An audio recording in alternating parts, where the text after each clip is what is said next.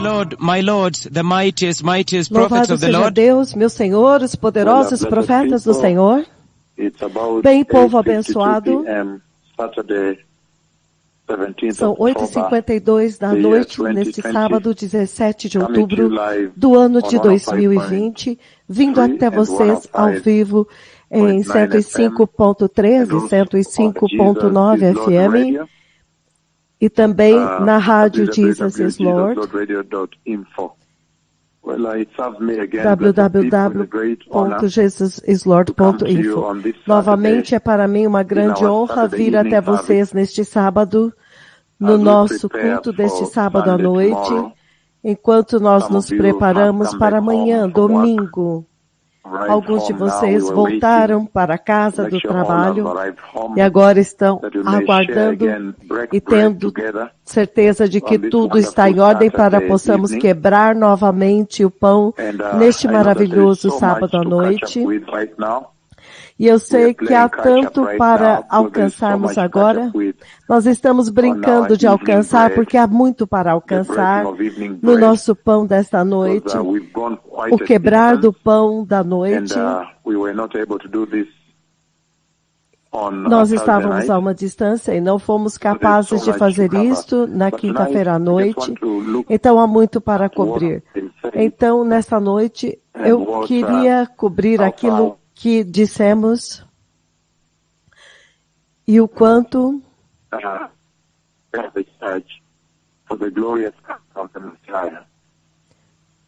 nós avançamos na mensagem da gloriosa vinda do Messias.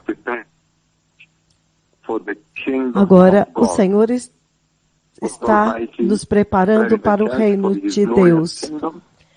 O Todo-Poderoso está preparando a igreja para o seu glorioso reino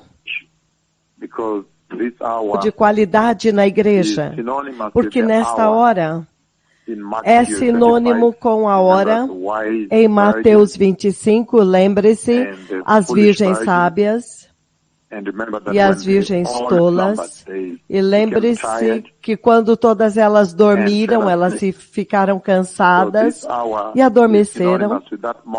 Então, esta hora é sinônimo com este momento quando elas acordam.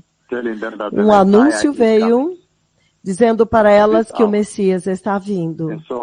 Esta hora. Então, esta se torna um tempo de qualidade na igreja, povo abençoado, e é por isso que quanto mais nós passamos tempo refinando a nossa salvação cristã, melhor é para a nossa eternidade nesta hora. Então,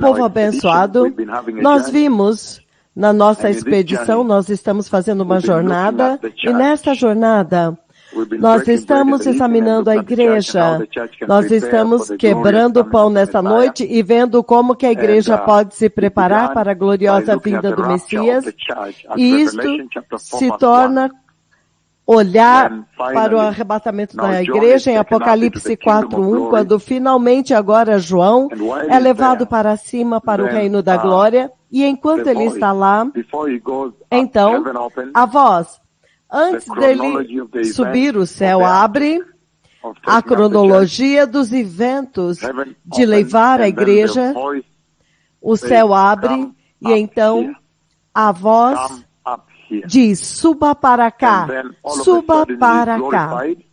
E então, repentinamente, ele é glorificado, e naquela transformação, no estado glorificado, transladado, então agora ele pode participar dos eventos do céu. Isto fala tanto da igreja que, se você for participar dos eventos no céu, há uma transformação que tem que acontecer. Na sua condição atual, terrena, você não pode participar dos eventos dentro do reino da glória. Há tanto para ser transmitido lá também, que esta transformação, esse trasladar pelo qual João passa, E a partir dessa discussão do arrebatamento, então, nós chegamos para uma conversa mais ampla, sobre a qual nós estamos quebrando o pão, onde agora nós chegamos ao lugar onde vemos a igreja desejada, o caráter da igreja arrebatada, a identidade da igreja que será levada para o reino da glória. E isto nos levou à mensagem de Jesus, nos levou diretamente ao livro do Apocalipse, capítulo 3, onde nós vimos a igreja que Jesus repreende. Ele repreende a igreja de Laodiceia, a igreja que é apóstata, a igreja que é corrompida, a igreja que misturou a sua salvação cristã com o mundo. Então, é aí onde nós temos estado, estamos examinando a dicotomia das duas formas de igreja. Aquela que Jesus diz, eu vou te vomitar se você não se arrepender, e a igreja que ele deseja, a igreja que está incendiada com o avivamento do Espírito Santo. Isso nos levou imediatamente ao livro de Atos, capítulo 4, onde nós vimos no princípio, quando agora os apóstolos, os discípulos, Pedro e João, levantaram um aleijado, e quando eles levantam o aleijado, então havia muita houve muita perseguição, e então nós vimos que agora, como que o caráter da igreja que está incendiada, como que isso te ajuda como cristão para vencer a perseguição.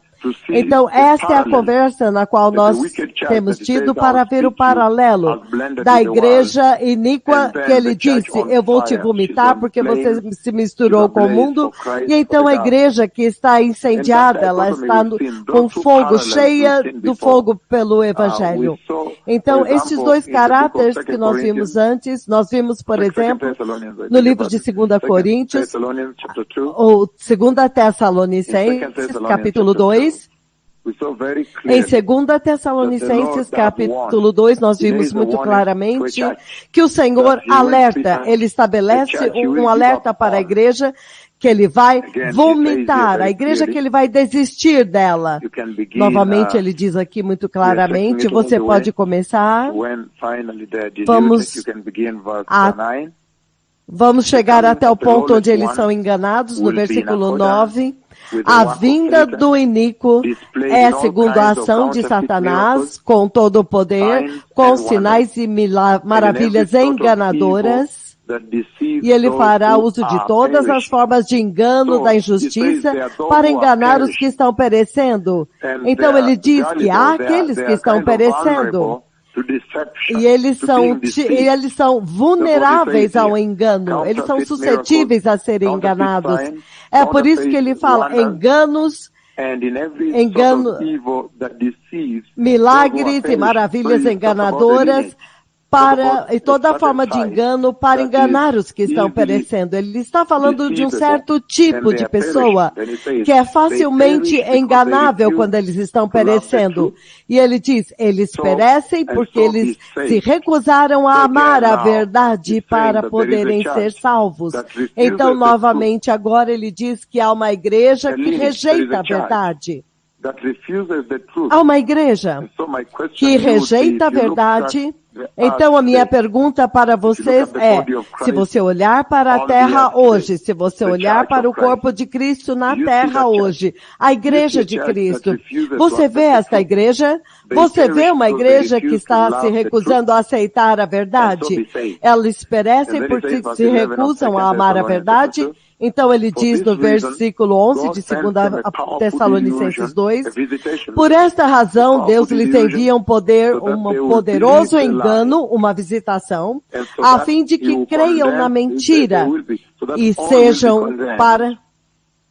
para que sejam condenados todos os que não creram na verdade, mas tiveram prazer na injustiça. Então, novamente, está dizendo que eles têm prazer, eles amam o pecado, eles têm grande prazer no pecado. eles têm se desfrutado da iniquidade. Então, isso é muito claro para definir o caráter desta igreja. Ele diz, eles rejeitam a verdade. E nós sabemos que a verdade é o sangue e a cruz de Jesus. E eles perecem porque eles recusam-se a abraçar a cruz e o sangue de Jesus, que essencialmente se traduz em arrependimento e santidade na igreja.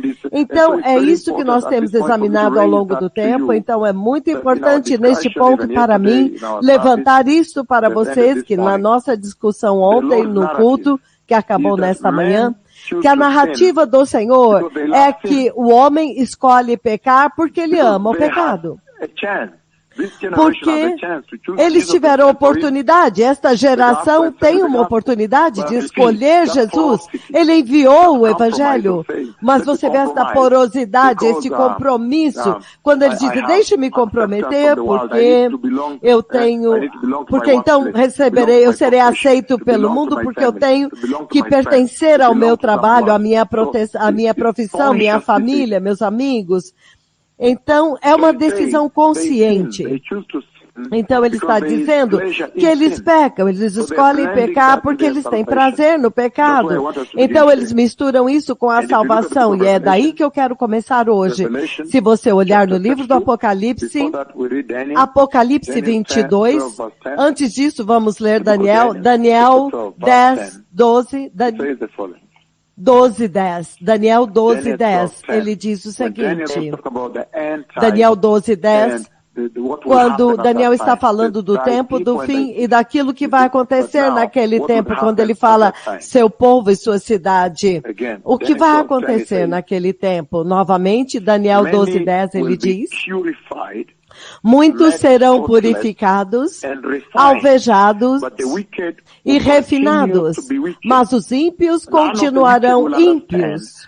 Nenhum dos ímpios levará isso, entenderá, mas os sábios entenderão. Então, novamente, ele traz esta dicotomia, as duas linhagens, as duas fileiras. E ele diz, enquanto que uma igreja estará lutando para ser purificado, para ser imaculada, refinada, para se preparar para o seu rei, para o Messias que está vindo. A outra vai ter prazer no pecado, vai deliberadamente escolher o pecado como sua linhagem, porque ele diz que os iníquos continuarão ímpios e nenhum dos ímpios entenderá. Então ele diz, mas os sábios entenderão. Então o sábio significa temor de Deus, porque sabedoria é temor de Deus. Então, quando agora você chega em Apocalipse 22, versículo 11, novamente ele alerta da mesma forma que cuidado com o pecado, você pode alcançar um ponto onde não há mais volta. Apocalipse 22, 11, continua o injusto a praticar injustiça e continua o imundo na imundícia, continue na imundícia. Continue o justo a praticar a justiça e continue o santo a santificar-se. Novamente, o alerta de cuidado com o pecado, que aqueles que foram discipulados para procurar a justiça, para abraçar a cruz e o sangue de Jesus, eles serão sempre sensíveis aos requisitos da cruz e do sangue. Eles vão sempre abraçar o arrependimento e a santidade. Mas aqueles que estão nas outras igrejas sendo discipulados para tolerar o pecado, eles vão continuar na linhagem do pecado, adorando, amando o pecado e tendo prazer no pecado. E as consequências para eles, então, será mortal. É daqui que eu quero começar. Porque se você ouve a diferença entre essas duas igrejas, a igreja que é representada pelos apóstolos, zelosos, cheios do fogo, permanecendo, perseverando por Jesus, pelo Evangelho, não importa o que aconteça. E então você vê aqueles que buscam o pecado, O homem que escolhe pecar porque eles amam o pecado, não porque eles não foram alcançados, mas porque eles amam o pecado. Não porque eles não tiveram outra alternativa, mas porque eles amam o pecado. E ele diz que os ímpios vão continuar a ignorar a profecia da vinda do Messias, a profecia da vinda do juízo de Deus depois do arrebatamento, a grande tribulação. E é por isso que ontem eu estava dizendo, veja, o coronavírus veio com toda a força. E milhares morreram, entretanto, as nações ainda não se arrependeram. O pecado continuou e até pior. E ele diz, não. Os ímpios vão continuar a ignorar a profecia da vinda do juízo de Deus. Então, é um alerta altíssimo que o Senhor está levantando aqui. Eles vão continuar a julgar. Eles vão continuar a ignorar que o Senhor julga o pecado. E eles não continuam em pecado, e eles continuam no pecado, não é porque não foram alcançados, eles foram alcançados, eles estão dentro da igreja. Eles ouviram o anúncio de que o Messias está vindo. Eles ouviram o anúncio de que o coronavírus e todo esse desmoronamento global que vocês estão começando a ver acontecer são sinais de que Deus falou e disse que quando o arrebatamento acontecer, o status da terra vai mudar. Então, eles ignoram o alerta do fogo do inferno. Vocês veem esta geração nesta terra hoje sendo alertadas de que o juízo está vindo. O pecado tem que ser julgado. Deus julga o pecado. Ele julgou o pecado antes e ele vai julgar o pecado novamente. E que o fogo do inferno está vindo, a tribulação está vindo, e eles ignoram e continuam em pecado. Você vê este povo na terra? Sim, de fato. Eles estão andando aqui. Uma geração da tribulação. Esta é uma geração dos adoradores da besta, aqueles que vão adorar a besta, aqueles que se recusaram a receber a instrução do arrependimento e santidade e rejeitaram. Então ele está alertando esta geração atual, cuidado agora, o Messias está vindo, vamos nos preparar, mas cuidado com os enganos do pecado usando o pecado perpétuo. O pecado habitual, pecado crônico. O pecado não é leve, ele vai ser julgado. E hoje eu vou lhe dar a longanimidade do Senhor, que neste tempo ainda não julgou muito severamente, mas veja, ele julgou com o coronavírus. Mas eu vejo tudo dentro do contexto da longanimidade de Deus, com o propósito de que todos venham ao arrependimento. Uma geração que não se arrepende. Eles rejeitam Deus. E a rejeição de Deus é tão descarada nesta era. Eles sabem que Deus existe. Não que eles não saibam, eles sabem que Deus existe. Eles sabem que Deus julga o pecado. É Deus julgando o mundo agora com o coronavírus. Mas escolhem não se arrepender. Que a verdade bíblica, que é falada aqui muito claramente para eles, e o estado dos pecados, dos pecadores, é muito bem definido e pregado, mas eles não param de pecar. A pregação da vinda da grande tribulação não vai impedi-los de pecar. Por que é que eles endureceram seus corações?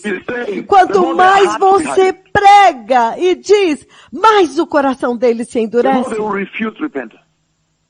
Quanto mais eles vão se recusar a se arrepender. Entretanto, nós sabemos muito bem que há salvação e há perdição, mas eles escolhem a perdição. Com esta introdução, agora eu quero lidar com a igreja que nós examinamos ontem. Povo abençoado, nós vimos muito claramente que há importância em se preparar para a vinda do Messias. E nós vimos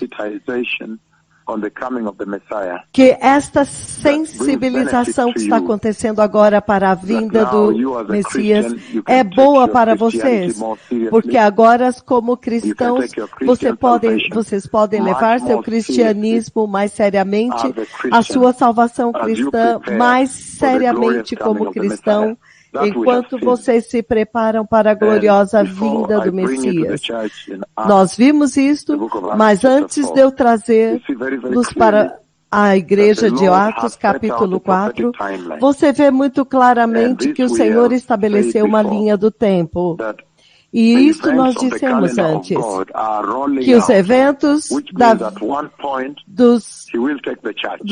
da agenda de Deus está se desenrolando, então em algum ponto ele vai levar a igreja. Em algum ponto as profecias que eu dei a respeito da gloriosa vinda do Messias e do arrebatamento da igreja, estas profecias vão se cumprir. E a frequência e a intensidade com a qual Deus está falando pode facilmente te dizer que o tempo está se esgotando. E isto vai acontecer brevemente.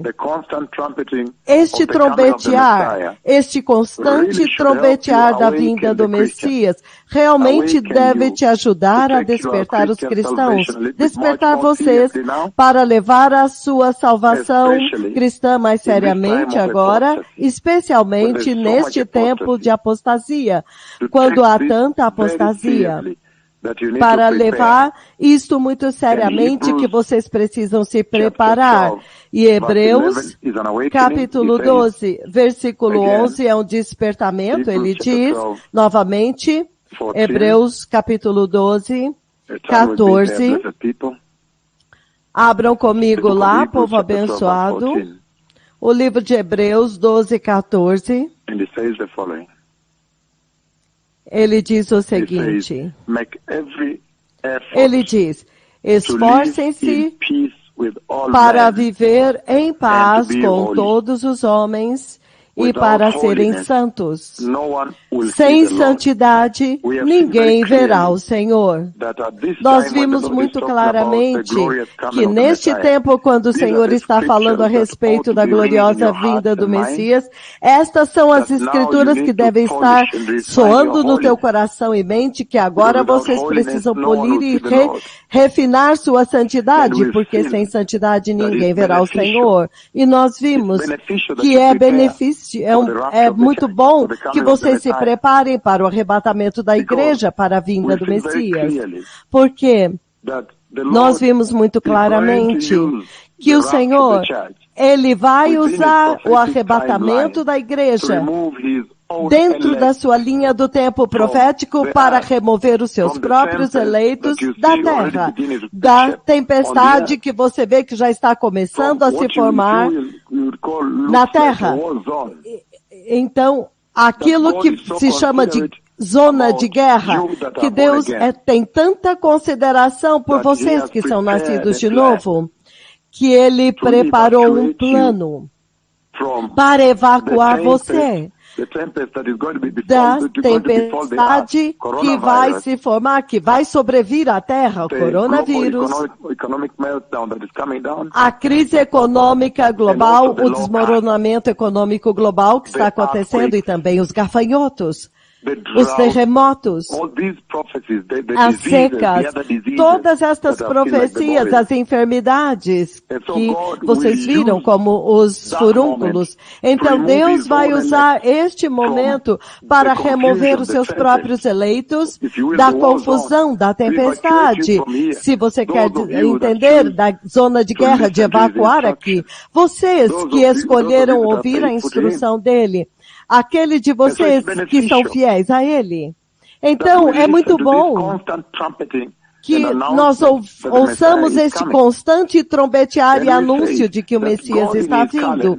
E nós dissemos que Deus, no seu calendário, quer você se prepare ou não, Ele estabeleceu um tempo, Ele determinou um tempo, as demarcações na linha do tempo profético, para específicos eventos que devem acontecer, e esta rebelião que você vê na terra, nós dissemos, não pode continuar para sempre, é insustentável, porque em um ponto, Deus agora intervém diretamente sobre o conflito atual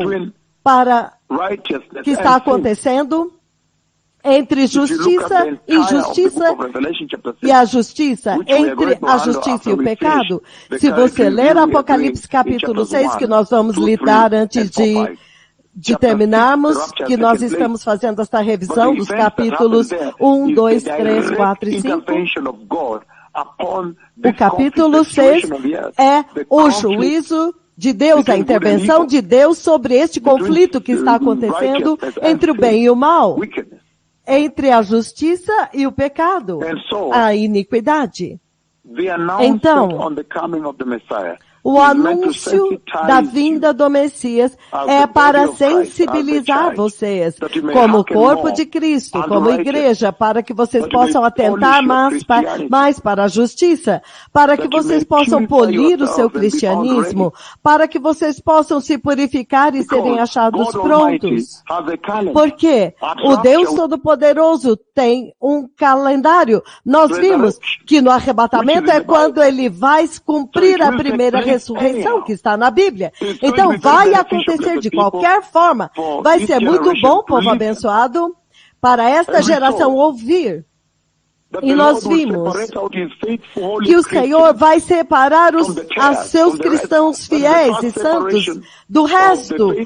Então a primeira separação dos santos é a separação do joio e do trigo, porque ele vai pegar o primeiro, ele vai levar para o céu, e então a segunda colheita vai acontecer mais tarde na grande tribulação. Mas enquanto você está aqui e é nascido de novo, você tem que tomar vantagem disto para poder entrar no reino da glória. Veja Mateus 25, versículos de 1 a 13. As virgens sábias e as virgens tolas. E quando o arrebatamento ele vem e ele vai colher. Ele vai colher a igreja sábia, a igreja que teme ao Senhor, separando-os do joio. Estas que são as virgens tolas. Então, vai pagar, vai valer a pena. Vai ser muito importante, povo abençoado, que estes anúncios entrem nos seus ouvidos e sejam traduzidos em preparação para purificar o seu coração, retornar à pureza, à justiça, abraçando a santidade mais na sua salvação neste ponto do tempo. E ele diz, o arrebatamento também vai ser importante para ele.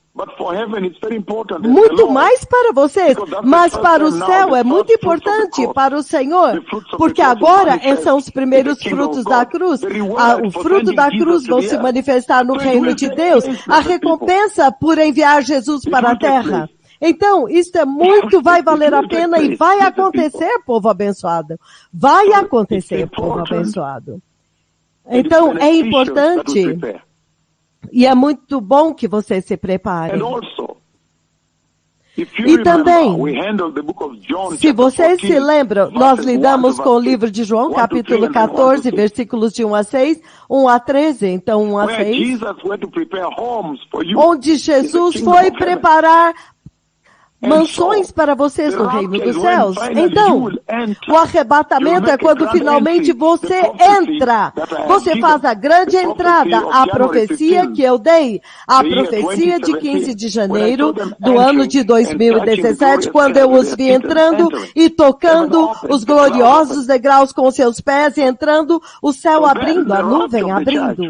Então, o arrebatamento da igreja realmente, aquele dia, é um dia importante, porque vai marcar a tua entrada final no seu lar eterno, que Jesus foi preparar para vocês lá. O seu lar eterno, o lar dos justos no céu. Então, perdoe minha voz, o lar dos justos. E o arrebatamento também marca a reunião da igreja.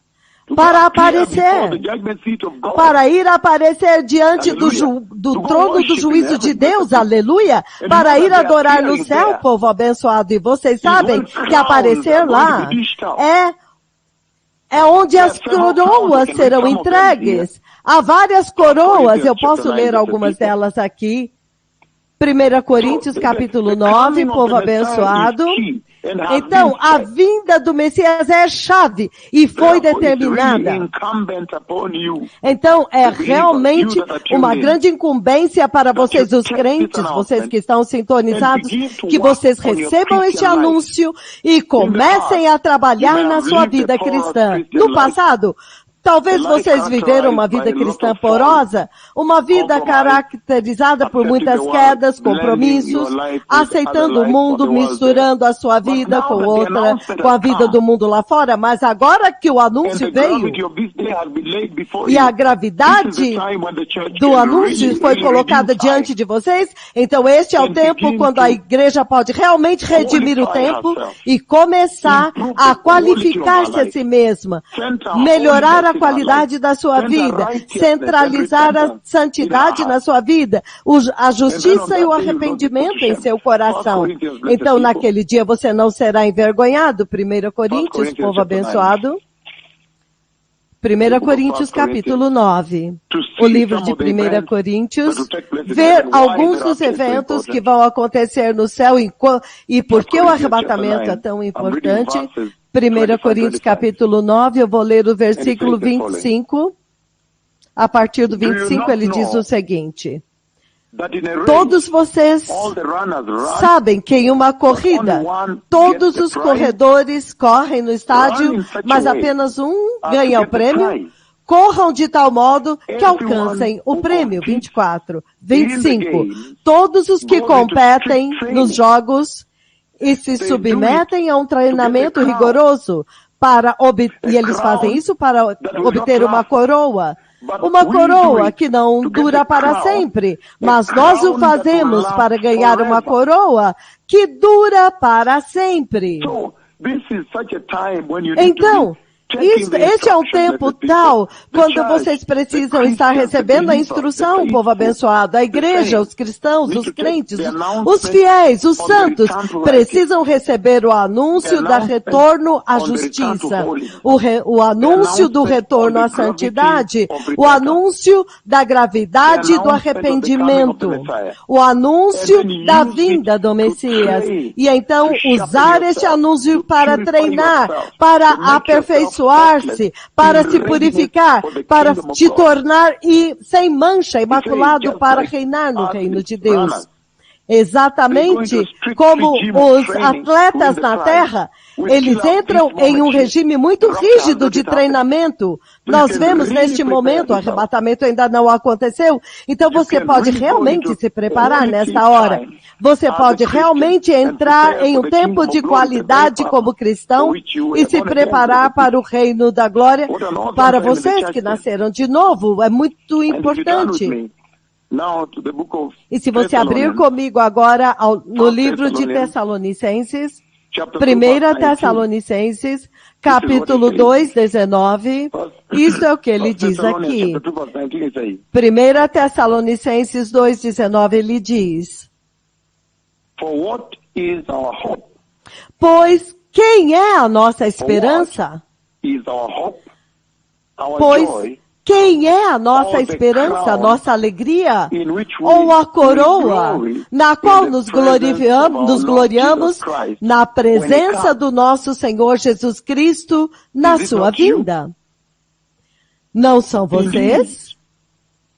De fato, vocês são a nossa glória e a nossa alegria. Então ele está falando a respeito da glória que vai pulsar no céu, quando finalmente vocês, os cristãos, terão traduzido este anúncio da vinda do Messias em preparação e então entrar na glória, significando Jesus não será envergonhado. O propósito para o qual ele foi para a cruz vai se manifestar no reino do céu. Então ele diz, sim, de fato, será digno quando você for. Será maravilhoso que vocês forem para o céu. Vai ser poderoso receber a palavra.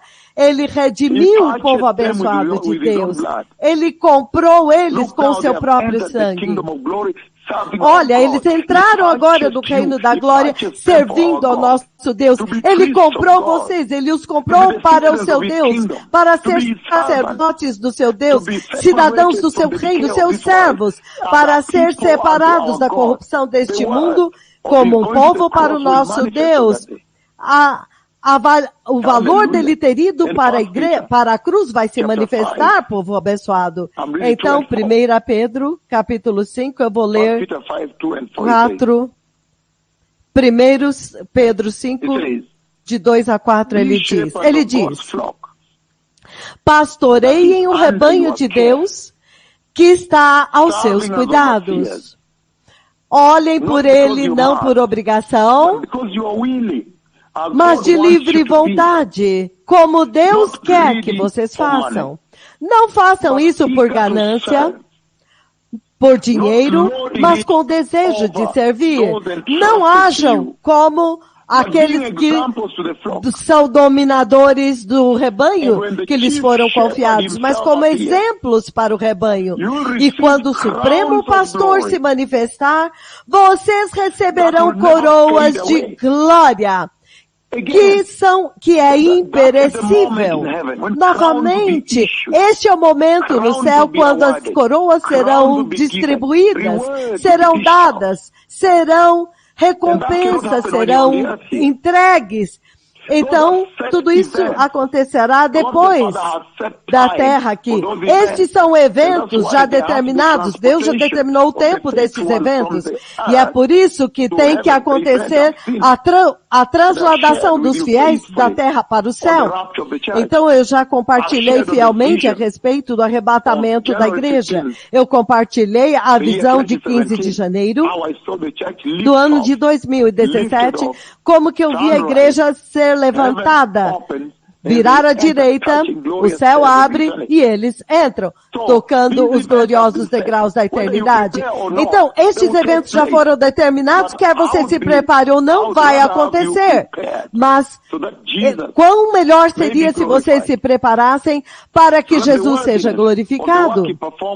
Então, será a dignidade da obra que ele manifestou na cruz do Calvário será manifesta no reino de Deus, povo abençoado.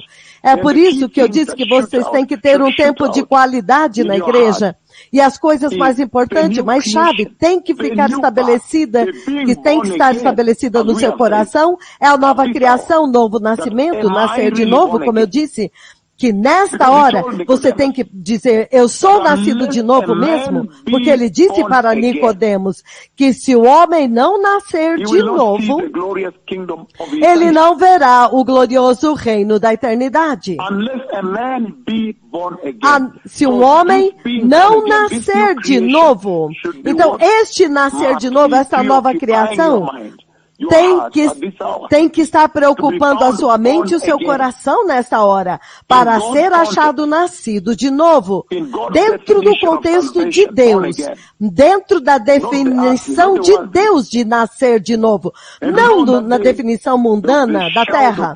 E você sabe que naquele dia, ao grito do Senhor, a trombeta vai soar, vai ser um dia tão maravilhoso como nunca aconteceu.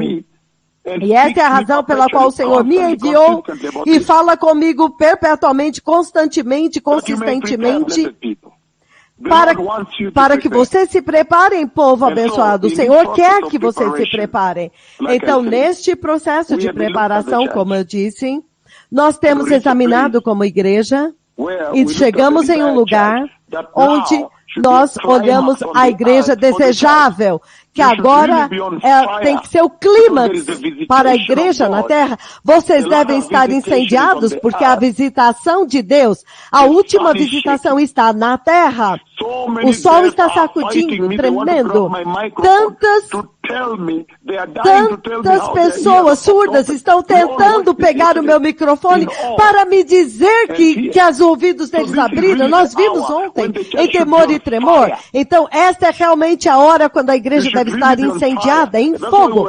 Vocês realmente devem estar em fogo. É por isso que nós estamos examinando a igreja desejável, a igreja arrebatada, a igreja em fogo, a igreja que finalmente entra no reino da glória. É isso que nós mais desejamos fazer. A igreja que Jesus se gloria nela.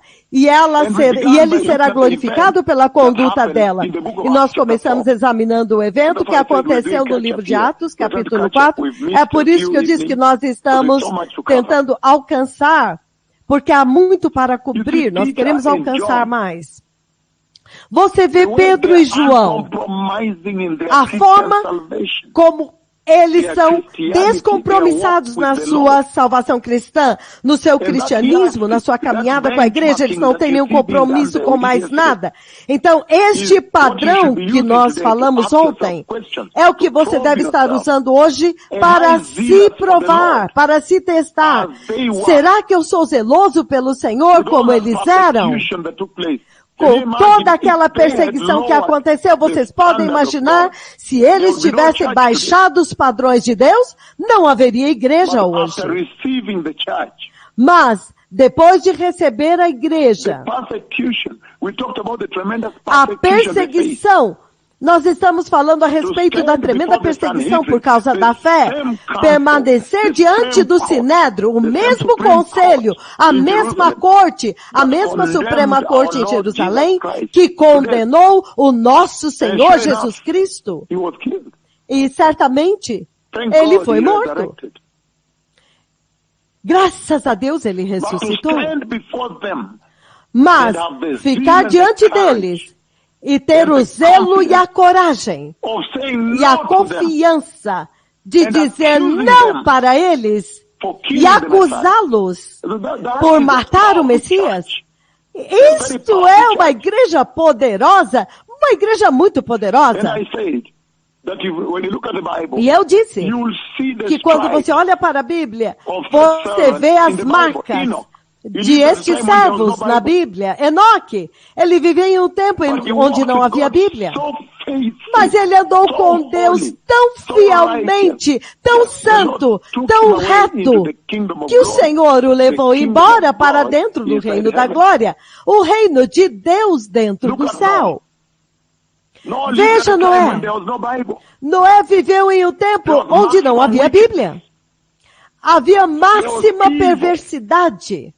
Havia malignidade e perversidade. A terra inteira estava coberta com trevas. Mas ainda assim, sendo eleito como vocês são, vocês que estão sintonizados, vocês também são eleitos. Sendo eleito, Noé ficou firme. Ele permaneceu diante dos olhos daquela geração. E foi atribuído a ele o fato de ser justo. Ele foi considerado justo e irrepreensível. E Abraão também. E Ezequias, nós temos o exemplo de Ezequias, do rei Ezequias. No tempo quando os reis de Judá eram porosos, eles eram comprometidos com o mundo. E Micaías, o profeta, ficando diante de Acabe e dizendo para ele exatamente como era, dizendo para ele a verdade. E Acabe estava lá com todos os profetas falsos de Baal, mas Micaías estava lá e falando para ele a palavra de Deus como é, sem se comprometer. Então, toda a Bíblia, há exemplos que você pode usar como padrão. Você pode padronizar sua salvação cristã e fazer algumas perguntas importantes. Eu realmente tenho vivido com o zelo até o ponto de resistir à perseguição? Até permanecer firme, independentemente das exigências desta vida, como Davi.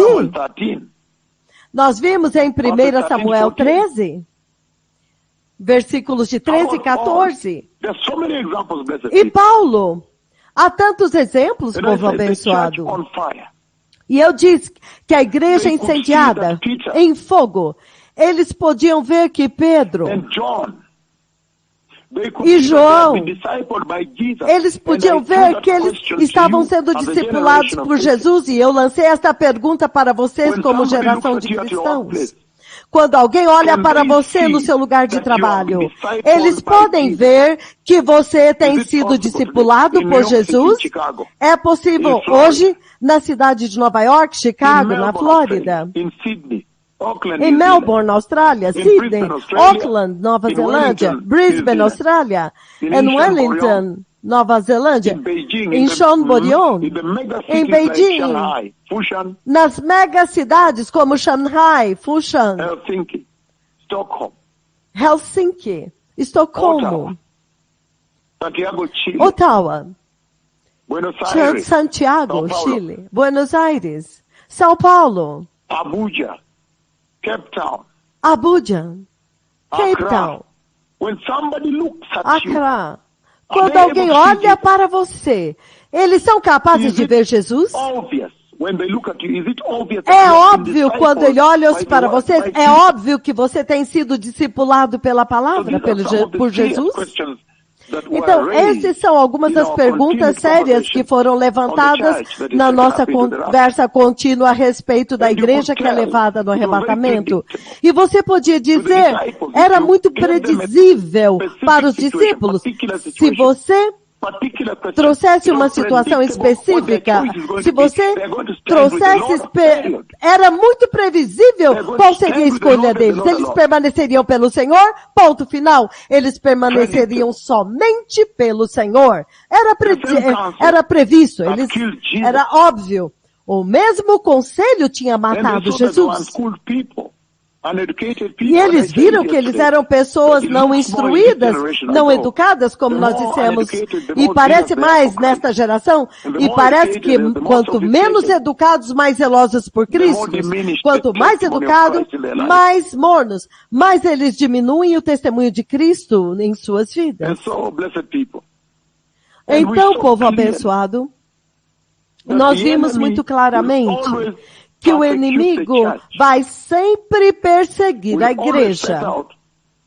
Vai sempre determinar na sua missão de perseguição para causar medo. Em Israel, se manifestou como os israelitas tendo a sua própria noção,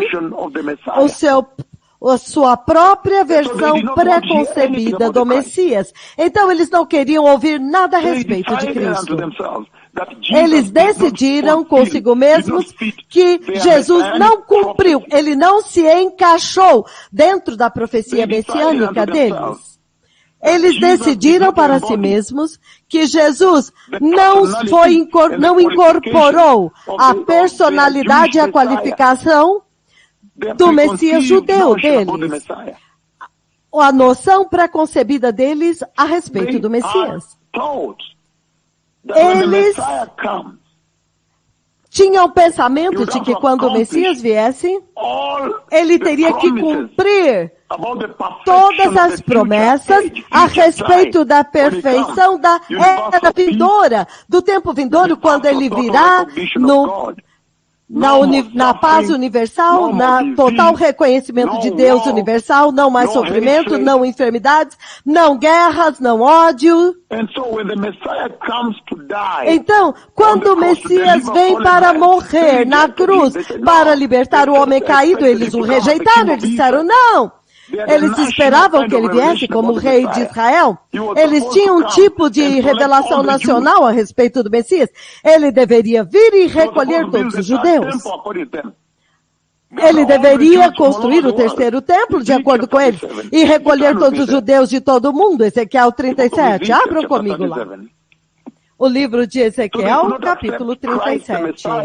Então, eles não podiam aceitar Cristo Jesus por causa da sua versão pré-concebida do Messias. Então, até mesmo Pedro e João, para eles permanecerem diante do Sinédrio e contestá-lo, foi um risco tão perigoso, porque eles já tinham decidido nas suas mentes que o Messias, quando ele viesse, ele deveria ter construído o terceiro templo. Deveriam ter reunido todos os judeus de todo o mundo, deveria ter dado início a uma era de total paz, deveria trazer fim à enfermidade, sofrimento, guerra, ódio. antissemitismo. Deveria ter espalhado paz universal. Eles não conseguiam ver além daquilo. Eles não viram o reino milenar vindo. Mas Ezequiel 37, povo abençoado, do 26 ao 28. Ezequiel 37, 26 a 28. Ele diz o seguinte. Ele diz, farei uma aliança de paz com eles. E será uma aliança eterna. E eu os firmarei e os multiplicarei e porei o meu santuário no meio deles para sempre. Minha morada estará com eles. Eu serei o seu Deus e eles serão meu povo. Então, quando as nações saberão que eu sou o Senhor e que eu, o Senhor, santifico Israel. Quando o meu santuário estiver entre eles para sempre. Então eles estavam focados nesta profecia e é por isso que eles rejeitaram o Messias. Eles rejeitaram o Cristo do Senhor. Se você olhar para Isaías, abram comigo Isaías 43, a mesma coisa. Isaías 43, eu estou simplesmente abrindo para vocês, porque este é o pão. E hoje nós temos o luxo de abrir mais ainda a Escritura através dessa transmissão, para que vocês possam entender o que estava acontecendo no Sinédrio. Quando Pedro e João apareceram diante deles, porque eles estavam dizendo, nós queremos ouvir vocês falar neste nome novamente. Porque eles estavam esperando outro Messias para cumprir estas coisas. Porque Jesus não cumpriu, não incorporou.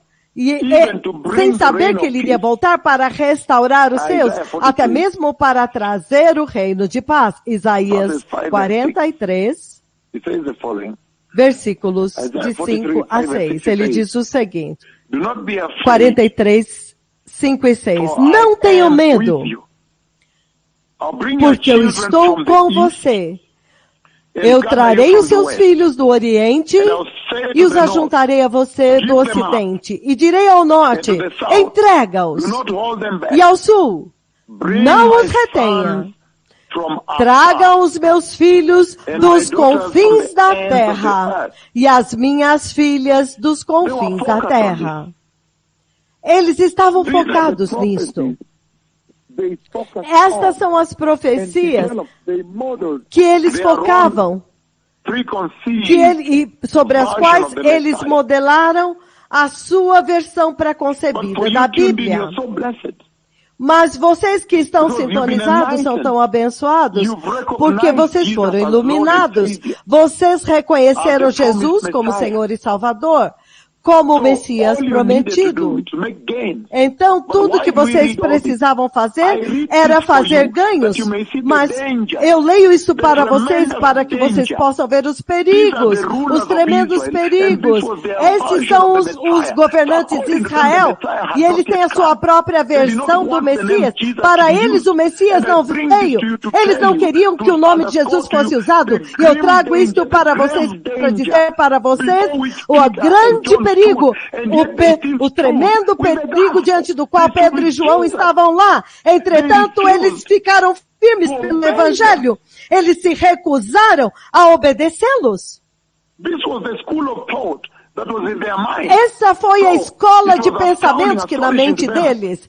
Então, é muito chocante para eles, espantoso, que Pedro e João estavam usando o nome Jesus como que este nome levantou o aleijado. Então eles perguntavam, se ele é o Messias, então por que não estabeleceu o reino de Israel?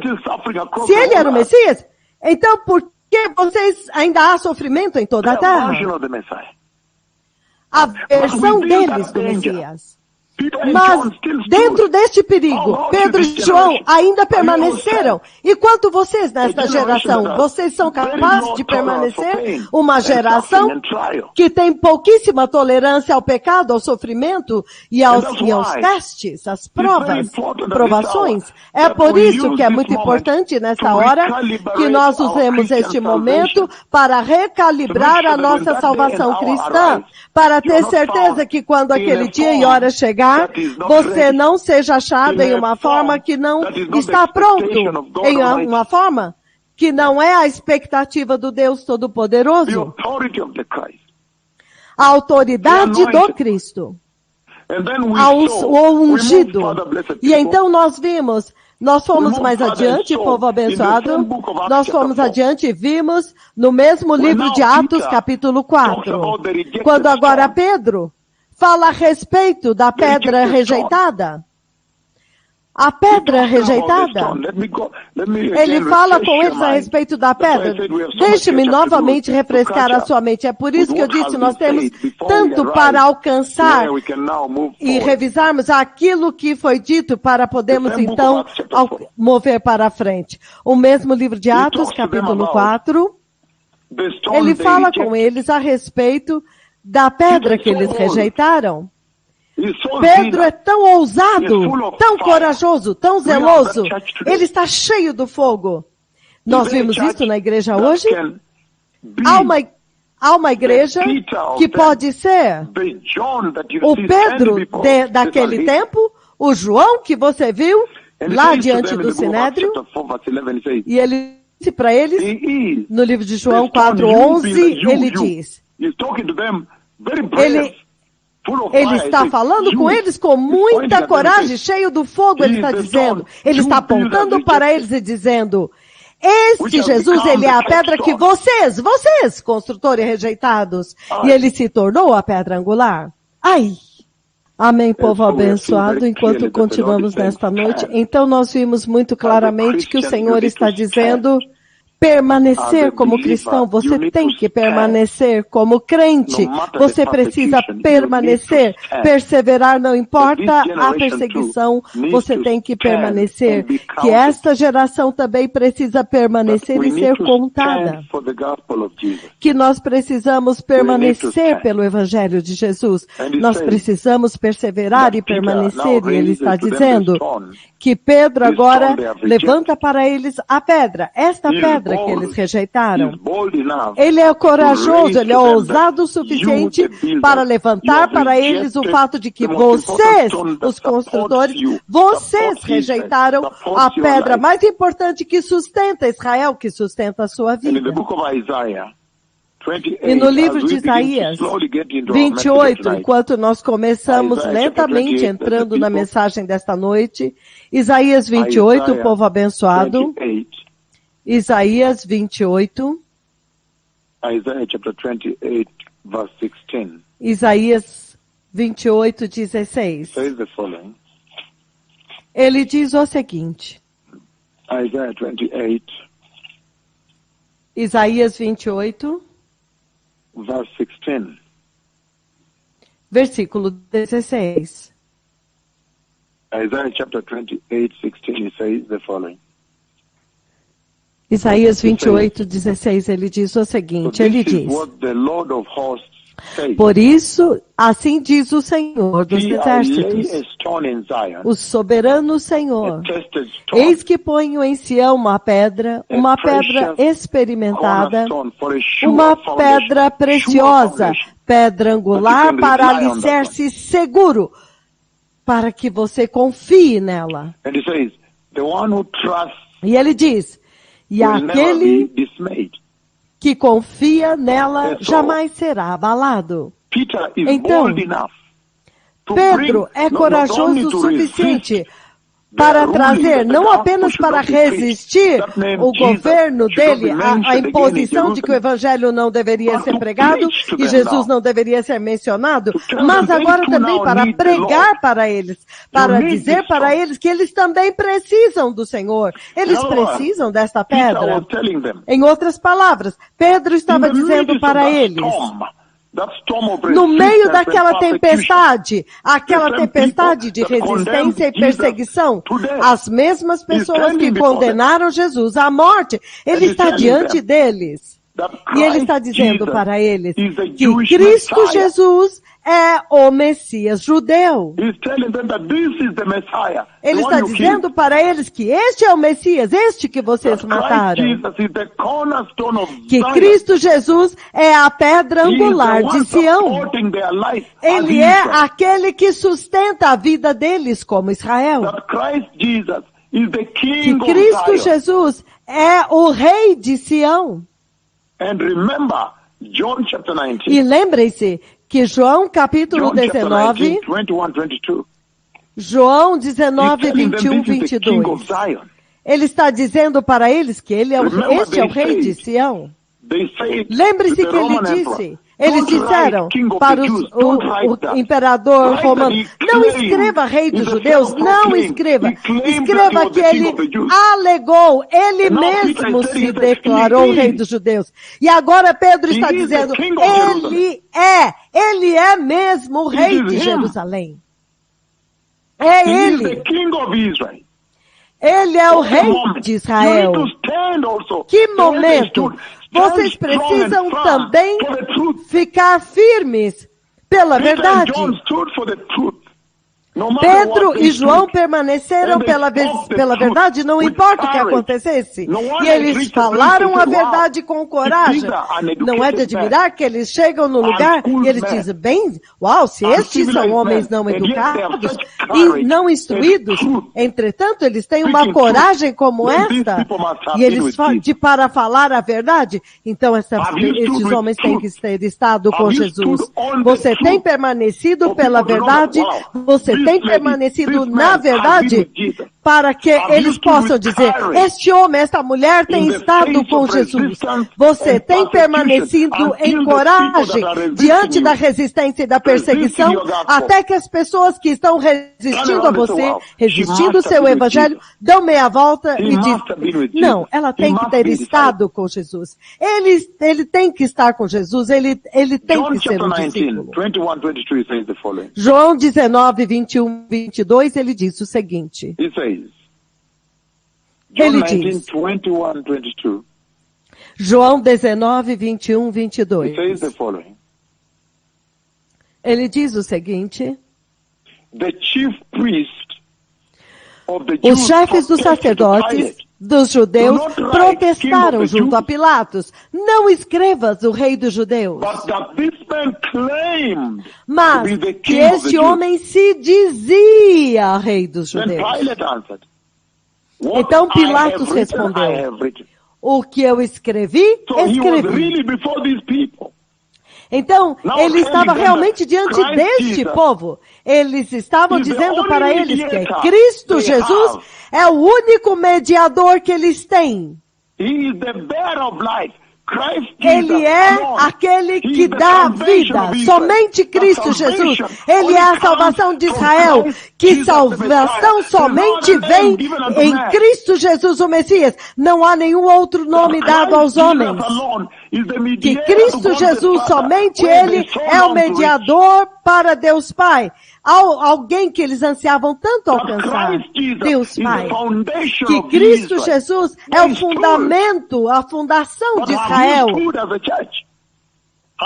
E eles permaneceram. E você tem permanecido, essa geração tem permanecido firme pela verdade? Diante da resistência? Você tem perseverado e ficado firme? Olha o livro de Atos. Atos capítulo 5, povo abençoado, versículo 29.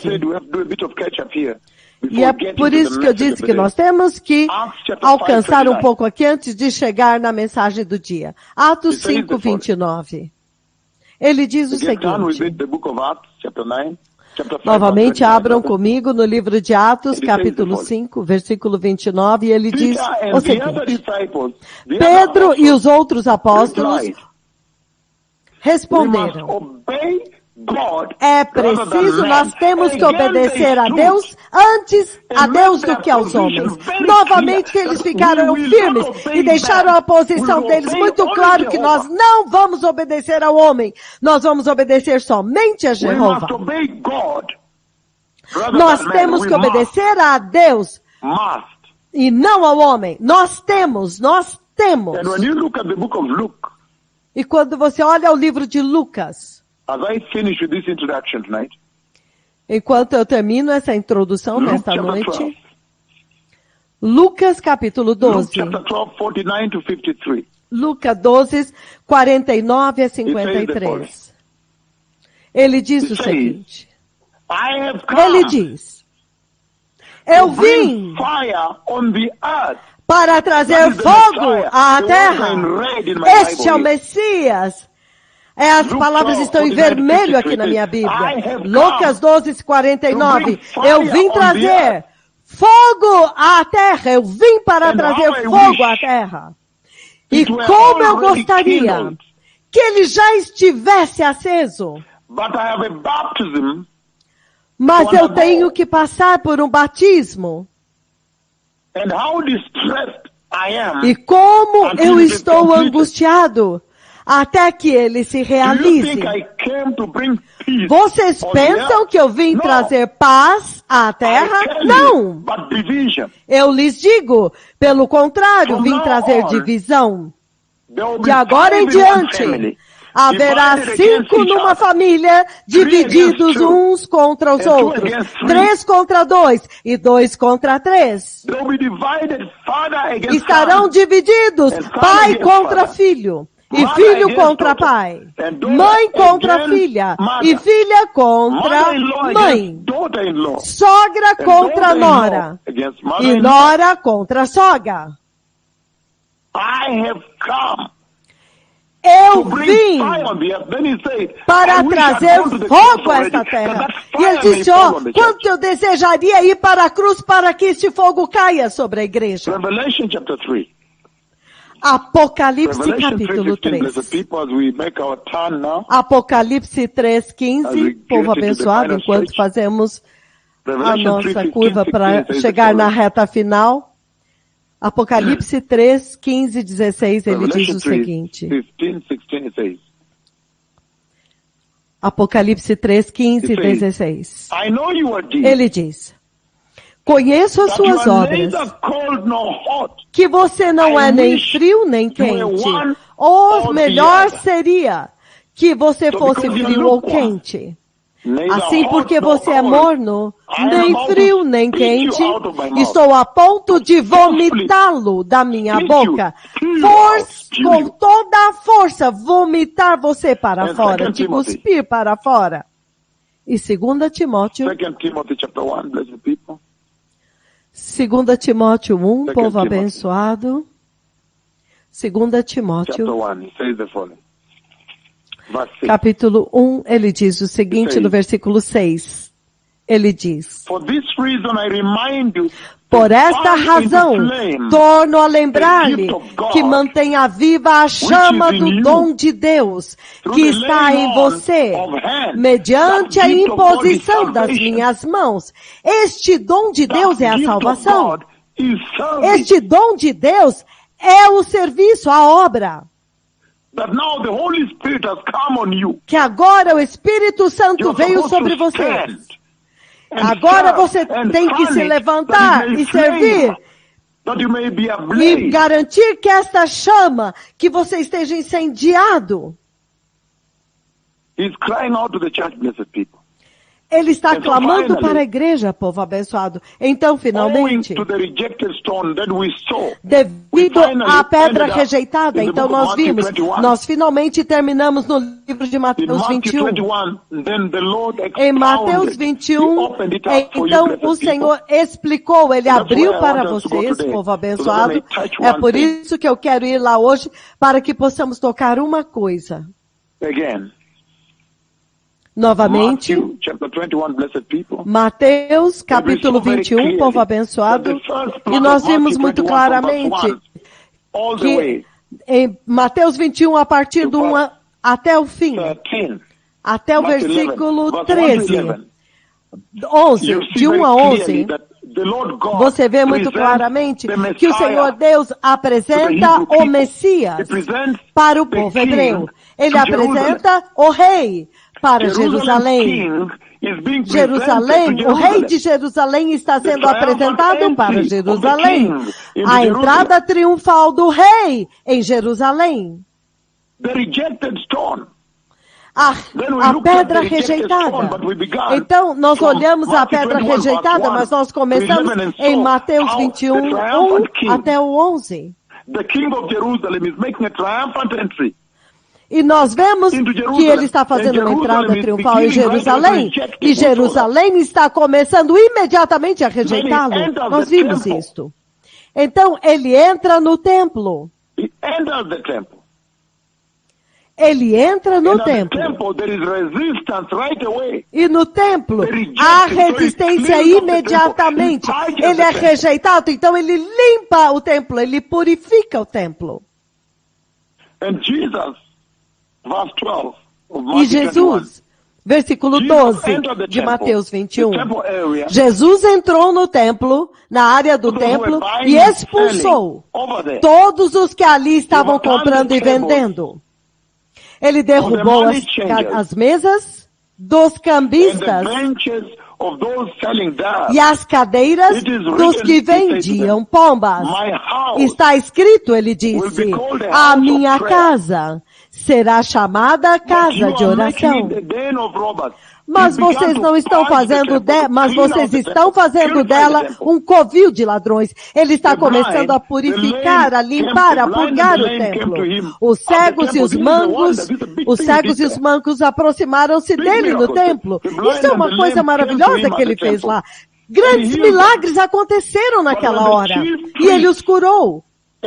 Mas quando os chefes dos sacerdotes e os mestres da lei viram as coisas maravilhosas que Jesus fazia lá, e as crianças gritando no templo, Hosana ao filho de Davi, eles ficaram indignados, eles ficaram perturbados, eles ficaram furiosos. A resistência começou bem ali, a pedra rejeitada, é isso que nós falamos. Eles rejeitaram a pedra bem ali. Vocês estão ouvindo o que estas crianças estão dizendo? Sim.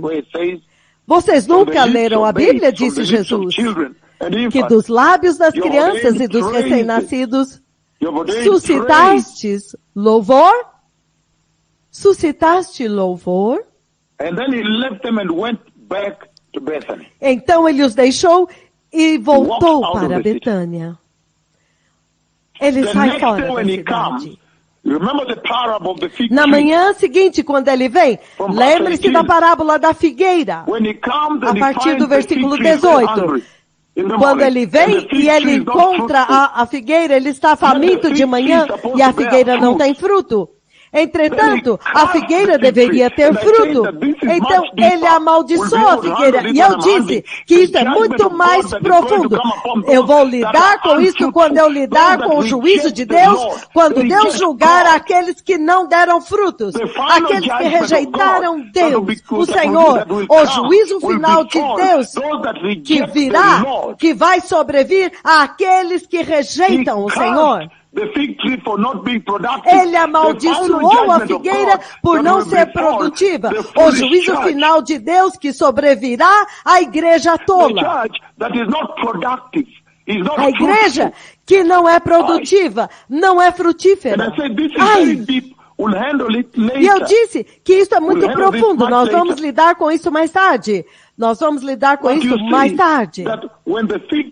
Mas você vê que quando a figueira não era frutífera, ele amaldiçoou, e ele estava falando de Israel. Você não está dando fruto. Vocês que são povo de Deus, povo da aliança de Deus, há uma expectativa em você, você pode dizer. É isso que ele estava dizendo. E então, quando você se move para o versículo 25 em diante, 23 em diante, do 23 em diante, eles agora questionam a autoridade do Messias. Jesus entra na corte do templo e enquanto ele estava ensinando, os chefes dos sacerdotes e os líderes religiosos do povo vieram até ele. E você deve estar perguntando, por que tantos sacerdotes? Naquele tempo, o sacerdócio estava caído. Então os romanos estavam apontando os sacerdotes. Deveria ter somente um sacerdote, mas eles estavam corrompidos. Então os romanos estavam apontando sacerdotes no templo dos judeus. Então havia muita corrupção lá também. Os saduceus também. Havia uma queda no templo, mas de qualquer forma, os sacerdotes e os líderes religiosos do povo vieram até ele e perguntaram, com que autoridade estás fazendo estas coisas? E quem te deu tal autoridade? Eles questionaram a tal autoridade do Messias, que é icônica, é o símbolo da rejeição da pedra angular, a pedra que foi rejeitada. Era isso que Pedro estava dizendo bem diante do Sinédrio, do Conselho da Suprema Corte em Jerusalém. Agora você vê a manifestação aqui desta rejeição. E então ele diz para eles, eu também lhes farei uma pergunta. Se vocês me responderem, então eu lhes direi com que autoridade estou fazendo estas coisas. O batismo de João, de onde ele veio? Era do céu ou dos homens? Então você vê eles calculando qual seria a resposta. Eles pensaram, calcularam e então responderam. Não sabemos. Então, se eles dissessem, ele veio de Deus, então eles disseram, por que vocês não creram em João? Por que vocês estão me perguntando quem eu sou? Então, a parábola dos dois filhos. Agora é o auge da rejeição. A rejeição da pedra, que agora tornou-se o forte fundamento que sustenta Israel, sustenta a vida. Tornou-se a salvação dos homens, o único mediador, o único caminho para Deus, Pai. Vocês entendem o dilema agora? O dilema de rejeitar a visitação de Deus. Vocês serão pegos no dilema. No lugar aonde vocês o rejeitaram, vocês o crucificaram. E aqui vocês precisam. Pronto, e agora vocês precisam dele. A parábola dos dois filhos.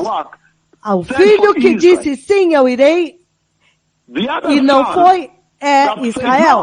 O outro filho que disse não, eu não irei, mas mudou de ideia e foi para o campo. Esta é a oliveira selvagem, a igreja dos gentios, a nação gentília. Eles deram meia volta, então receberam o evangelho e deram fruto. Não é de admirar-se que eles estão sendo preparados agora para o reino da glória. E então, depois disso, nós entramos na parábola dos agricultores iníquos. E o Senhor Jesus, Ele assegura de que Ele coloca isso muito bem. Ele coloca isso diante deles para que eles possam dar a resposta com as suas próprias bocas, para que eles mesmos dissessem o que iria acontecer com eles. E então, eles terminaram dizendo que o dono da terra que plantou a vinha que ele trouxe do Egito, e ele cuidou dela, ele construiu um muro com a palavra, com os 10 mandamentos, com separação, o mandamento para separar-se. Este muro chama separação. Então, a resposta... Eles disseram, estes malditos serão trazidos a um final maldito, significando eles serão punidos com morte. Aqueles que rejeitam Deus, aqueles que não são frutíferos na igreja. Então hoje, povo abençoado,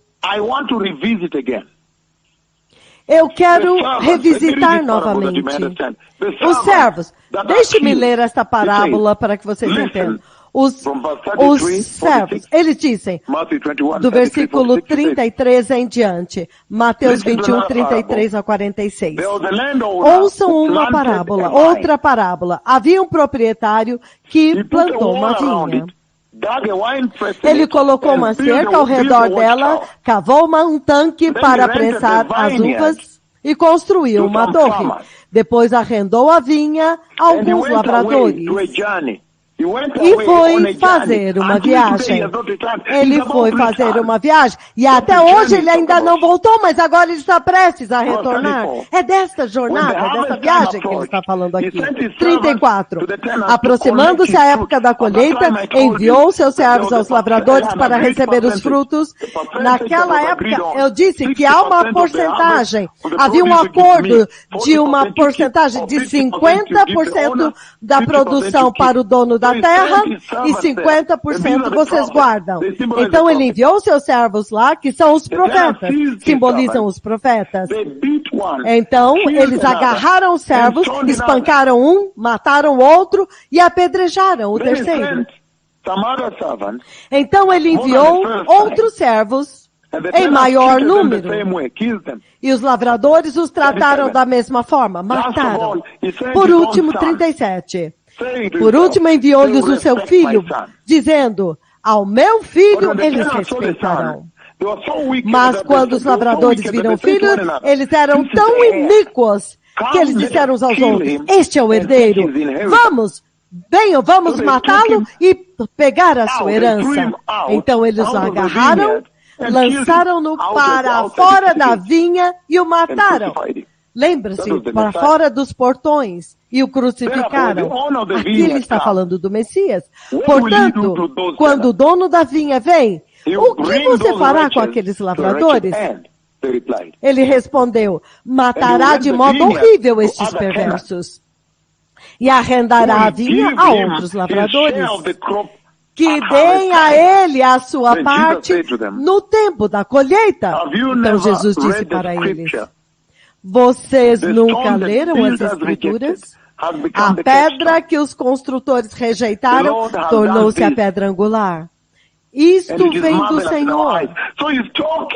E é maravilhoso para nós. Então ele está falando aqui, o Senhor fez isso e é maravilhoso aos nossos olhos, que a pedra que os construtores rejeitaram tornou-se a pedra angular. Então isso que o Senhor fez é maravilhoso. Isso quer dizer que foi tudo predeterminado por Deus. Era pelo conhecimento anterior dele que o Messias viria nesta missão, dizendo que nada aconteceu por acaso. Eles não pegaram a vida dele, eles não mataram porque eles quiseram. Deus entregou eles para vocês para cumprir a missão. É isso que ele quis dizer, como o Senhor fez isso e é maravilhoso aos nossos olhos. Portanto, eu lhes digo que o reino de Deus será tomado de vocês e será dado ao povo que dê os frutos do reino. Olha isso agora. Será dado aos gentios agora. Esses são os outros lavradores. Aquele que cair sobre essa pedra será despedaçado. E aquele sobre quem essa pedra cair será esmagado. Então levei vocês de volta ao livro de Daniel. Eu levei vocês de volta ao livro de Daniel, capítulo 2. Daniel 2. Veja o que ele diz no versículo 35. Daniel 2, 35. Daniel chapter 2. Novamente, Daniel 2. Ele diz o seguinte. Daniel 2, 35. Abram comigo lá, povo abençoado. 34, 35. 34, ele diz, enquanto estavas observando, uma pedra foi cortada sem auxílio de mãos, atingiu a estátua nos pés de ferro e de barro, e os esmigalhou. Versículo 35 de Daniel 2, ele diz, então o ferro, o barro, o bronze, a prata e o ouro foram despedaçados ao mesmo tempo e viraram pó, como o pó da debulha do trigo na eira durante o verão. E o vento os levou sem deixar vestígio. Mas a pedra que atingiu a estátua tornou-se uma montanha enorme e encheu toda a terra. É disso que ele estava falando, o povo abençoado. É disso que ele está falando. Ele está dizendo que esta pedra é aquela que vai estabelecer o glorioso e eterno reino de Deus. Para quem?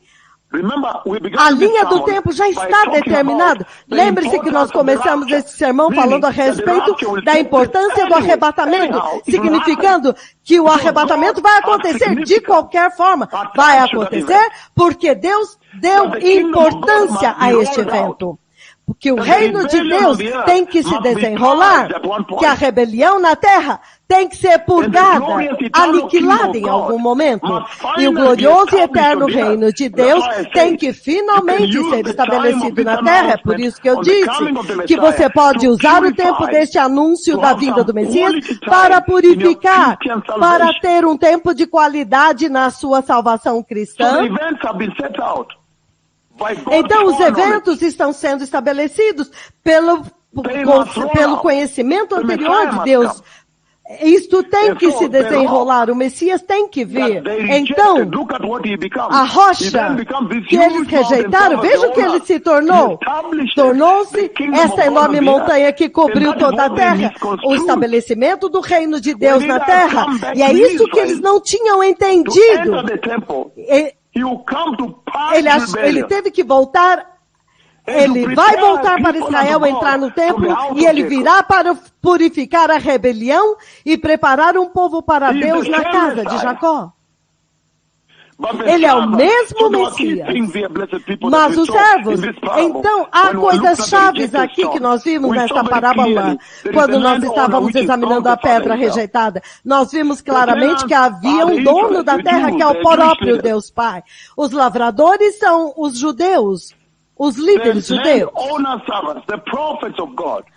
Os servos do dono da terra são os profetas. O filho do dono é Cristo Jesus, o Messias. E agora os outros lavradores que eles agora alegou para eles, então, eles estão dizendo que agora os outros lavradores são os gentios, mas aí eles mataram um por um dos profetas. Mas então, como que você pode enviar os seus servos para a sua própria propriedade que você arrendou para os lavradores? Então, os lavradores matam os servos como? Como? Então você envia mais servos como? E aqueles outros servos também são mortos novamente. Então, finalmente, ele envia o próprio filho, e que é morto também. Ai! Então, nós vimos, por exemplo, que Isaías foi morto com uma serra de cortar madeira. Nós vimos que Mica foi morto por Jorão. Abacuque foi apedrejado até a morte. Jeremias foi apedrejado até a morte. Que Ezequiel foi morto. Que Amós foi torturado primeiro e então morto pelos sacerdotes de Betel. Que Joel foi cortado com um machado de metal que cortou a cabeça. Então, o que nós mencionamos na parábola a respeito de matar os servos, esta é a perseguição e o assassinato dos seus profetas. Quando você vai para o livro de Mateus, ele fala, Jerusalém, você que mata os profetas. Você apedreja aqueles que te são enviados e mata todos os profetas. O livro de Mateus. Então, eles mataram os profetas de Deus. Os profetas de Yahweh. Eles os mataram, povo abençoado. Eles os torturaram. Oh, Jerusalém, Jerusalém, oh, quanto eu desejaria que você soubesse que tudo que eu queria era recolher vocês debaixo das minhas asas, como a galinha faz com os pintinhos para protegê-los. Vocês que mata todos os que são enviados, apedreja-se e mata os profetas.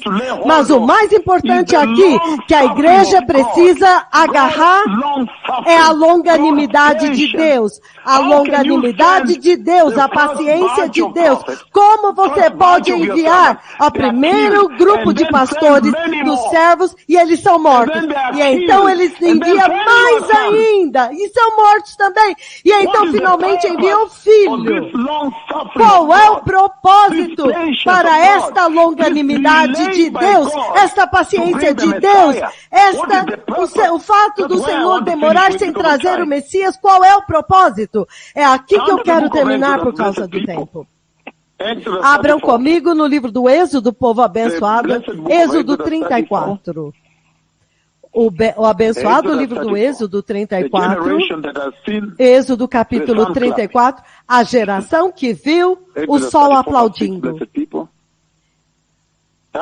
34:6, povo abençoado. Abram comigo lá. E ele diz: e ele passou diante de Moisés, proclamando: Senhor, Senhor, Deus compassivo e misericordioso, paciente, cheio de amor e de felicidade e de fidelidade, tardio em irar-se, que mantém o seu amor a milhares e perdoa a maldade, a rebelião e o pecado. Ouça isso então. Contudo, não deixa de punir o culpado. Ele castiga os filhos e os netos pelo pecado dos seus pais, até a terceira e quarta geração. Esta é a mensagem agora. Ele diz que esta paciência incomum de Deus, onde ele envia o primeiro grupo de profetas e são mortos. Então ele envia outro grupo maior de profetas. Ele diz muito maior, e eles são mortos. E este grupo maior depende de como você olha, mas você podia ver claramente que, novamente, quando você vai lá, vamos ler para que vocês possam entender. O primeiro grupo e o segundo grupo, Mateus 21. Você pode ver que quando o primeiro grupo vem, então eles são mortos. E o segundo grupo, você pode dizer que não é apenas número, mas também com poder e unção, com maior poder devido ao tempo. Já eram outros tempos. Intensificou o poder sobre eles. Mateus 21, e ele diz, versículo 35, os lavradores viram os servos, espancaram uns, mataram os outros, e então apedrejaram o terceiro. Como, por exemplo, Zacarias foi morto. Versículo 36. Então ele enviou outros servos para eles, em maior número do que os primeiros. Mas isso quer dizer, em termos de número, é claro, um número maior, mas também em termos de autoridade e poder. Mas eles também mataram. Em termos de autoridade e poder. Entretanto, em Êxodo 34, aquela incomum longanimidade de Deus, e aquela paciência incomum de Deus, que ele envia o seu primeiro grupo de pastores e eles são mortos, de profetas são mortos. Então outro grupo, em número maior e poder, maior em números e poder, você pode ver este que está falando com vocês, tem maior poder do que todos os outros profetas que já foram enviados na Bíblia. Então eles são maiores em número e em poder também, por causa daquilo que está em jogo. E ele diz aqui, o Senhor,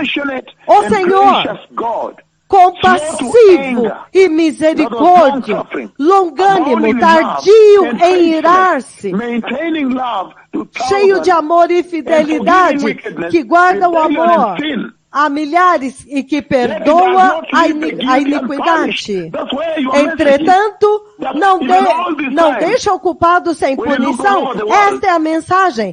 Que em todo este tempo, quando você olha para este mundo, você descobre que muitas pessoas dizem que não há Deus nesta geração. Por que eles dizem isso? Porque eles veem que eles pecam e nada acontece com eles. Eles cometem pecado e não há punição sobre eles. Eles voltam e então pecam de novo e nada acontece com eles. Então eles dizem, uau, então não há consequências. Eles vão e pecam novamente e nada acontece com eles. A longanimidade de Deus, o Deus compassivo, o Deus paciente. Eles pecam e nada acontece com eles. Então eles dizem, então pecados, tudo bem. Dentro da igreja de Cristo eles cometem pecado e eles dizem que nada aconteceu com eles.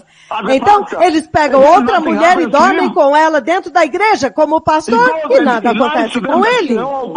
Ele vai então... Ele diz, Deus disse, traga dinheiro. Ele dá falsa profecia, ele pega dinheiro da igreja, do povo na igreja. Falsidade e nada acontece com ele.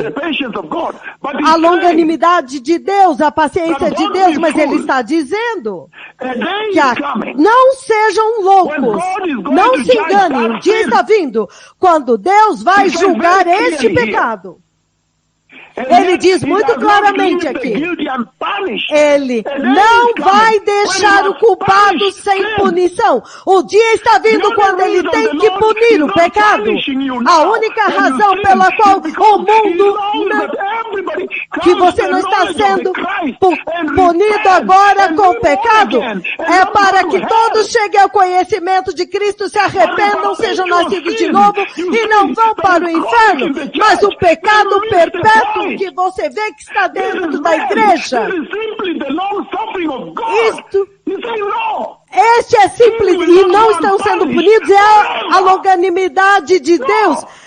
O pecado não ficará sem punição para sempre, não, ele tem que punir o pecado, ele vai punir o pecado, não importa quanto tempo demore. Perdoem a minha voz, não importa quanto tempo vai demorar. A longanimidade de Deus. E você olha para o cristão desse dia presente, a igreja desse dia presente. A ideia deles é que Deus não pune o pecado, ele parou de punir o pecado. Ele parou. Eles estão levando como se a longanimidade dele diz para eles que eles não serão punidos e que Deus não pune o pecado e que o pecado é aceitável na igreja. Não! Deus tem que punir o pecado, aquele dia vai chegar. O livro de Números, povo abençoado, a longanimidade de Deus.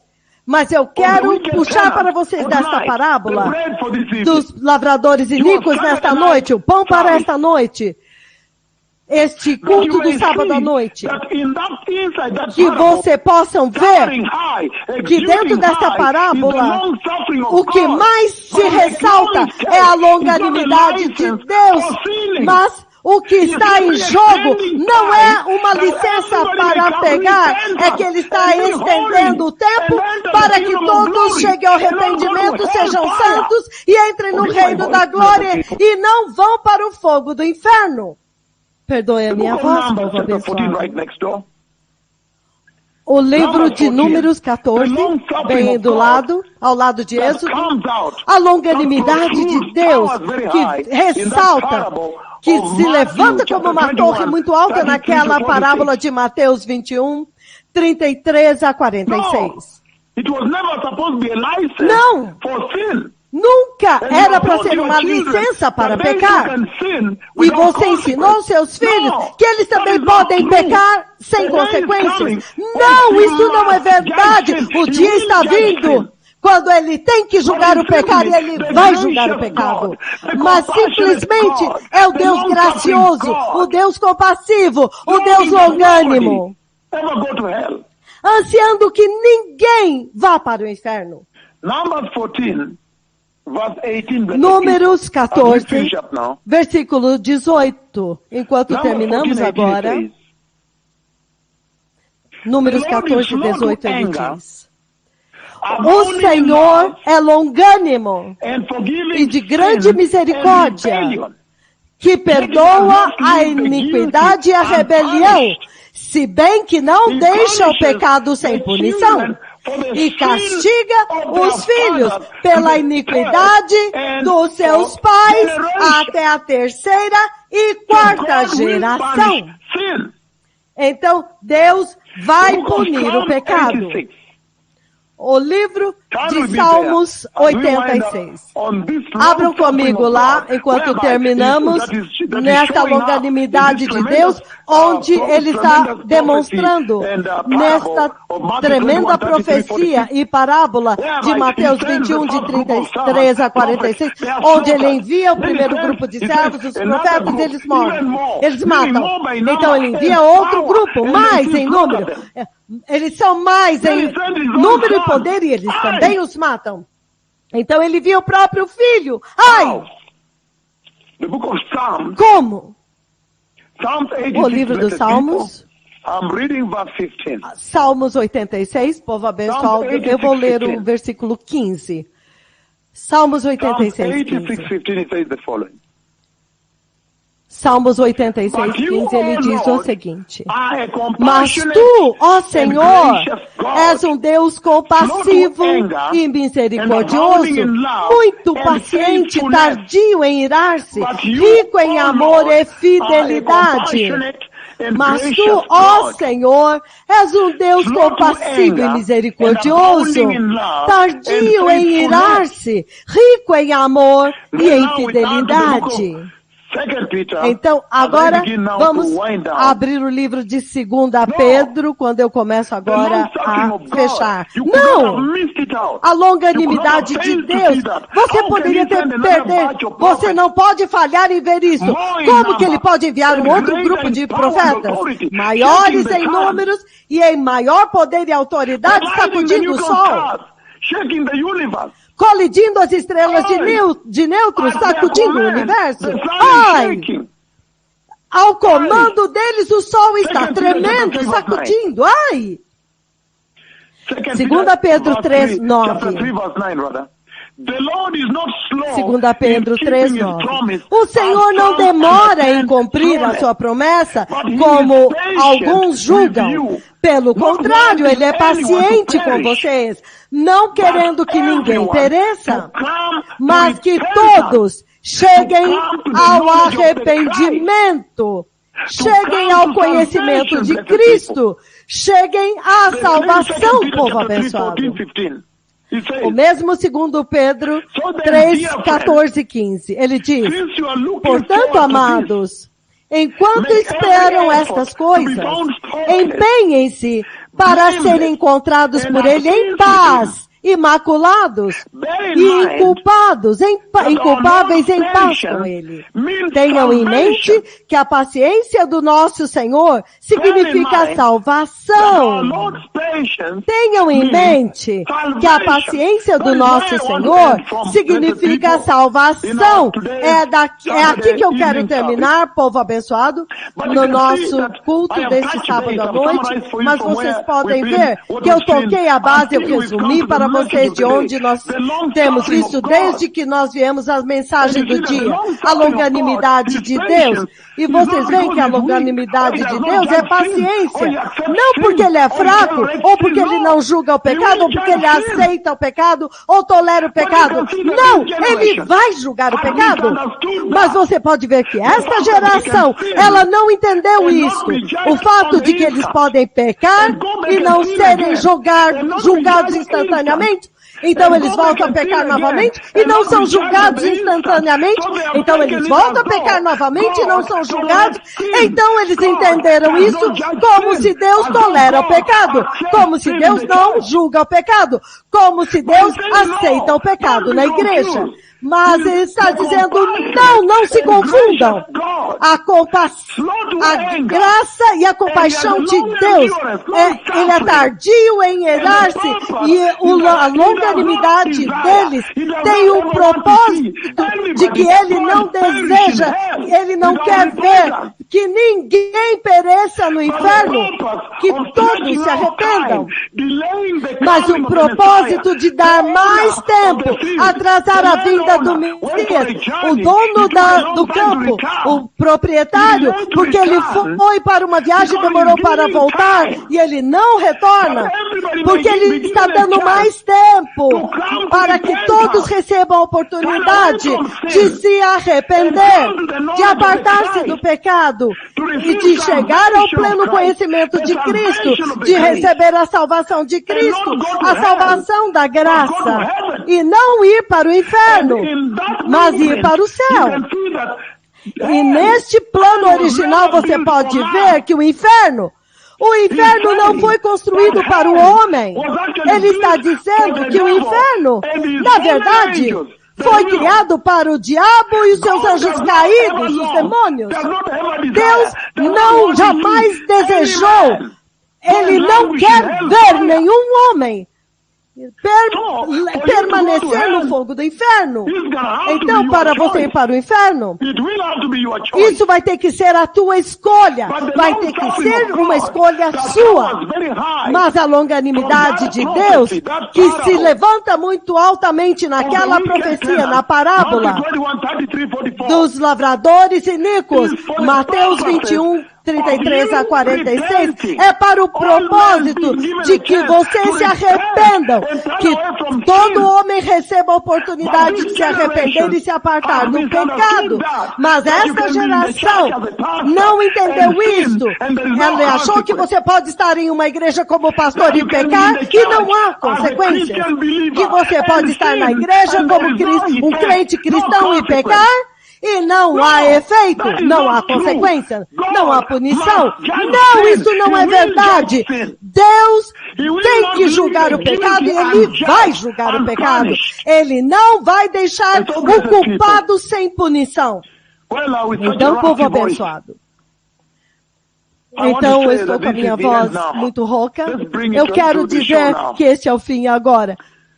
Vamos trazer isso agora à tona. Vamos trazer este barco para a praia. Nós veremos amanhã. Mas aqueles que querem receber Jesus, repitam. Diga, querido Jesus, eu ouvi a palavra. E eu ouvi que a sua paciência,